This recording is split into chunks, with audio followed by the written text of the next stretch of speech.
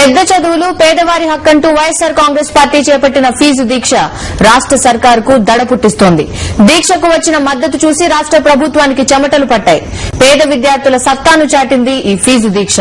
మొత్తానికి సామాన్య ప్రజలు ఉద్యమ పోరుబాట పట్టించిన ఫీజు దీక్షపై ప్రభుత్వం స్పందించక తప్పని పరిస్థితి ఏర్పడింది.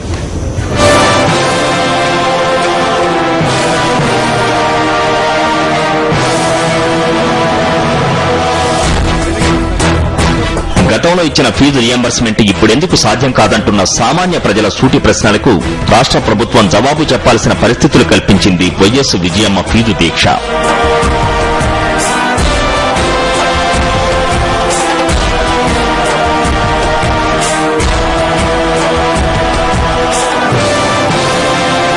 వెయ్యి అడుగుల ప్రయాణమైన ఒక్కడుగుతో మొదలు పెడదామంటూ వైఎస్ జగన్మోహన్ రెడ్డి మొదలుపెట్టిన ఫీజు పోరుకు విద్యార్థి లోకం సంపూర్ణ మద్దతు తెలిపింది. ఆ తర్వాత వైఎస్ విజయమ్మ చేపట్టిన ఫీజు పోరులకు విద్యార్థి లోకం తరలివచ్చింది. కుల మతాలకు అతీతంగా ఉప్పెనలా వచ్చిన జనసందోహం ఇందిరా పార్కులోని ధర్నా చౌక్ సాక్షిగా దివంగత ముఖ్యమంత్రి మహానేత డాక్టర్ వైఎస్ రాజశేఖర రెడ్డి ప్రవేశపెట్టిన సంక్షేమ పథకాలు కావాలంటూ నినదించారు. 2 రోజులు సాగిన ఫీజు దీక్ష మాపై ఇంత నిర్లక్ష్యం ఎందుకని జనసామాన్యం నిలదీసేలా చేసింది.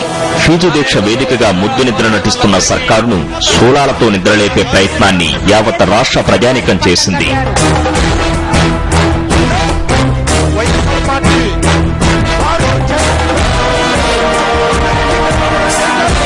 పెద్ద చదువులు పేదవారి హక్కంటూ విద్యార్థులు వారి తల్లిదండ్రులు గర్జించారు. అన్ని వర్గాల వారిని ఏకతాటిపైకి తెచ్చిన దీక్ష విద్యార్థుల సత్తాను చాటింది.